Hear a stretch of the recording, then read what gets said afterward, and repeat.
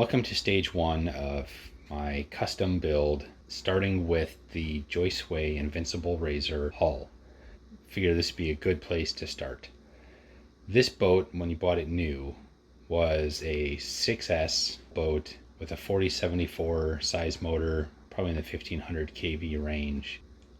The instruction manual that I was able to find, download, and other places I saw claims this boat is an 80 kilometer per hour plus boat. So I'm hoping to get at least that with my build, probably even more. So some specs on the boat, or in this case, the hull.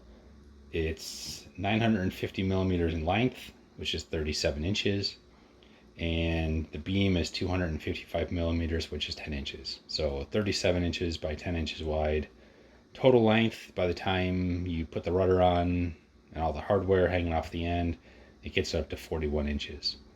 The hull itself is 950 grams or 2 pounds.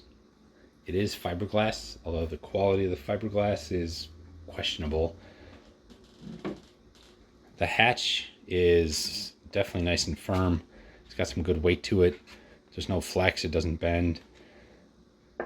The hull, on the other hand, it's pretty flexible. It's definitely not the thickest fiberglassing job I've ever seen.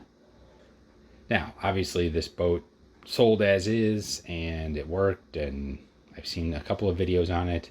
This boat, from what I have read, was also sold by Hobby King as their Hydro Pro Inception. Now, this version was probably sold in, I don't know, sometime around 2010 to 2012. So it is a little bit older, but the new version of this boat, Joysway calls it the Alpha 1000, and Hobby King just introduced the Hydro Pro Inception, I don't know, version 2 or version 3. But those boats are ABS hull. So the first component I have for this boat is the rudder. And this rudder is actually the official Joysway rudder. Found it on Amazon for $6. Figured I couldn't go wrong. So it's a single water pickup. It mounts right on the back. There's already holes in the back, which I'll show you in a minute. So I've got my first part. So the way this hull came, it basically came with all of the holes pre-drilled. So in the side, you've got the water outlet. In the hatch, you've got the cowl lock hole. And then on the front, there's the hole for the pin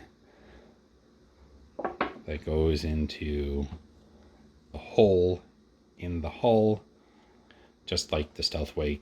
Have a pin, you put the front in, and then the back actually is what locks it into place. Speaking of, as you get towards the back here, you've got holes here, which from pictures I've seen, one is supposed to be for your receiver antenna, of course another one for your water inlet hole. So those are already pre-drilled. And then when you get to the stern here, so there are all of the mounting holes. So you've got turn fin, trim tab, rudder mount, strut mount, trim tab, turn fins. I'm assuming this hole is for the drain plug, and then of course your stuffing tube, drive shaft exit. Good and bad that everything is pre-drilled. Obviously I can easily assemble it. On the flip side of that is, if of course the hardware I buy doesn't line up with the holes, I'm going to have to fiberglass over it, fill the holes in, and then, well, the hardware will probably cover it, so I don't think I'm going to have to paint it. And with the hole for the drive shaft coming right out of the center, I don't have the option to offset that, which may not matter. It is only a sport boat, but when you get into these higher power boats, and especially get into racing, a lot of times they'll actually offset this by a few millimeters to the right, and that actually helps with prop walk. There's nothing on the inside, totally bare hull. There's not even stringers in here for motor mounts or anything. I've seen pictures of the interior of the actual boat, the way it was sold. There's plywood mounts near the back for, of course, the receiver and the steering servo. There's plywood trays for the batteries on each side.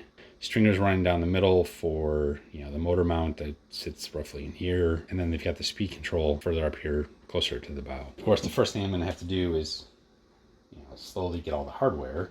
So once I've got all the hardware mounted, then, you know, I'll get the motor in, set the batteries, basically figure out where everything needs to be mounted based on getting that center of gravity right around 28 to 30% of the total length. Once I've got that all figured out and balanced, then I can actually start mounting it all up.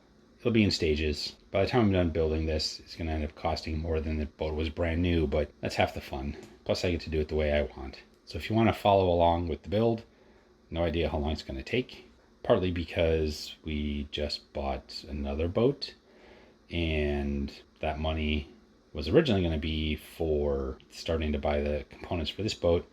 But, you know, so if you want to follow along with the build, I do have a page on my website that has photos and videos and information about this boat. So be sure to check that out in the description box below. And we'll have more information and more videos as the build progresses. So stage 1 is just the intro. You know, my plans for stage 2 is to get the hull reinforced, again, either with fiberglass or some other reinforcement, and then probably figure out the motor mount I want to get, and then get some stringers and maybe even the battery trays cut out and ready to go.